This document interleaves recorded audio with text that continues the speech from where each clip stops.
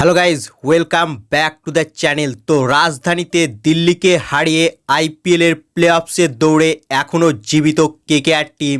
হ্যাঁ ফ্রেন্ডস, রুদ্ধশ্বাস ম্যাচে দিল্লির বিরুদ্ধে 14 রানে ম্যাচ জিতল কলকাতা নাইট রাইডার্স।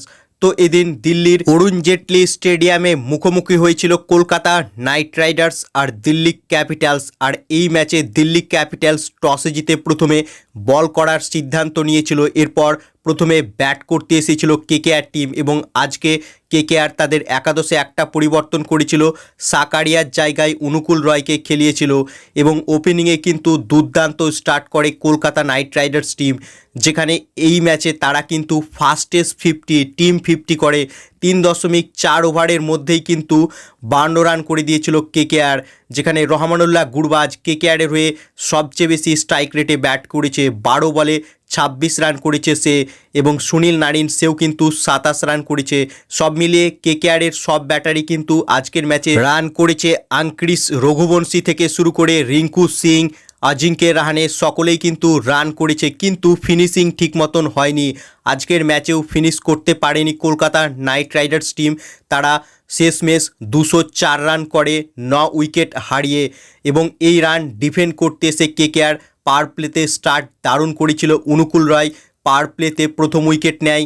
এরপর ফ্যাব ডুপ্লেসিস আর অক্সর প্যাটেলের মধ্যে একটা পার্টনারশিপ হয়েছিল এবং তারা কিন্তু ম্যাচে ফিরে এসেছিল। অর্থাৎ 14 ওভার পর্যন্ত কিন্তু ম্যাচে এগিয়েছিল দিল্লি ক্যাপিটালস, কিন্তু তারপরেই বল করতে আসে সুনীল নারিন আর সেই ওভারেই কিন্তু সে আউট করে অক্সর প্যাটেল আর ক্রিস্টিয়ান স্টাফকে, এবং তারপরের ওভারেই সে কিন্তু ফ্যাব ডুপ্লেসিসকেও আউট করে দেয়। অর্থাৎ আজকের ম্যাচের সেরা কিন্তু সুনীল নারিন। বল হাতে 3টে ক্রুশিয়াল উইকেট নিয়েছে, ব্যাট হাতেও 27 রান করেছে।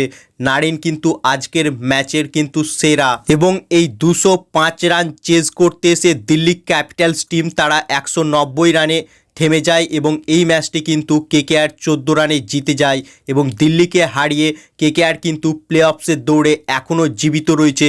অর্থাৎ এই মুহূর্তে কেকেআরের 9 পয়েন্ট রয়েছে এবং 4টি ম্যাচ এখনও বাকি রয়েছে। বাকি 4টি ম্যাচ যদি কেকেআর জিতে যায় তাহলে কিন্তু আরামসে তারা প্লে অফসে কোয়ালিফাই করে যাবে। এবং কলকাতা নাইট রাইডার্স টিমের এই ম্যাচে পজিটিভ দিক হচ্ছে তাদের ওপেনিং, অর্থাৎ গুরবাজ আর নারিন কিন্তু ফ্লাইং স্টার্ট দিয়েছিল এই ম্যাচে, যেখানে গুরবাজ সে কিন্তু মিচেল স্টার্ককে দারুণ খেলেছে। 12 বলে সে কিন্তু 26 রান করেছে এবং দুর্ভাগ্যবশত সে আউট হয়েছে, এবং নারিনও কিন্তু ফায়ার স্টার্ট দিয়েছিল। অর্থাৎ এই ম্যাচে পাওয়ার প্লেতে তারা 79 রান করে দিয়েছিল এবং ফাস্টেস্ট টিম 50 অর্থাৎ 3 ওভার 4 বলে কিন্তু 52 রান করে দিয়েছিল কেকেআর, যেটা এবছর আইপিএলের ফাস্টেস্ট টিম 50 ছিল। অর্থাৎ কলকাতা নাইট রাইডার্স টিম কিন্তু অনেক রেকর্ডও করেছে এই ম্যাচে। অর্থাৎ এগুলো কিন্তু পজিটিভ দিক, কিন্তু সমস্যা যেটা কেকেআরের এখনও রয়েছে সেটা হচ্ছে হর্ষিত রানার ফর্ম আর বরুণ চক্রবর্তী। এই ম্যাচে এই দুজন কিন্তু একেবারেই ছন্দে ছিল না। হর্ষিত রানা 4 ওভারে 49 রান দিয়েছে এবং তার লাইন লেন্থ একেবারেই ঠিক হচ্ছিল না, এবং বরুণ চক্রবর্তী সেও কিন্তু প্রচুর গতিতে বল করছিল, তারও লাইন লেন্থ ঠিক ছিল না। অর্থাৎ এই দুজনকে কিন্তু ছন্দে ফিরতে হবে। বাকি সুনীল নারিন কিন্তু আজকের ম্যাচে দুর্ধর্ষ বল করেছে, সেই কিন্তু কার্যত ম্যাচটা কেকেআরকে জিতিয়েছে।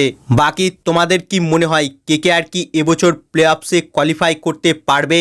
তোমাদের কি মতামত এ বিষয়ে তা কমেন্টে লিখে জানাও, এবং ভিডিওটি ভালো লাগলে ভিডিওটিকে করো লাইক, এবং আইপিএল ও কেকেআর সম্বন্ধে আরও খবর পাওয়ার জন্য চ্যানেলকে করো সাবস্ক্রাইব। ধন্যবাদ।